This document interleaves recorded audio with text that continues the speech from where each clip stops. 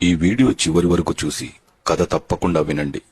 ఒక అడవిలో చెట్టుపైన కోతులు నివసిస్తుండగా ఆ చెట్టు కింద తల్లి పులి పిల్లల్ని వదిలేసి వేటకు వెళ్ళగా వాటిని తినడానికి వచ్చిన పొడవైన కొండ చిలువ పులి కూనలకు దగ్గరగా చేరుతుండగా చూసిన కోతి ఆ పిల్లలను రక్షించాలని ఆ తల్లి పులికి వినపడేలాగా శబ్దాలు చేస్తూ చెట్ల కొమ్మలు ఊపుతూ శబ్దం చేయగా అది గమనించిన పులి పిల్లల దగ్గరకు చేరుకొని కొండ చిలువని అక్కడి నుంచి తరిమేసి పిల్లలను రక్షించుకుంది.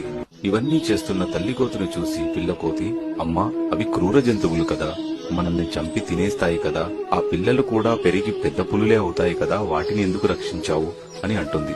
అప్పుడు ఆ తల్లి కోతి, బాబు, ఆ క్షణంలో నేను సాయం చేస్తుంది శత్రువుకా మిత్రువుకా అని చూడకుండా కేవలం తల్లిలా ఆలోచించి మరో తల్లికి కడుపు కోత ఉండకూడదని సాయం చేశాను అని అంటుంది. సరిగ్గా ఇలాగే మనుషుల్లో కూడా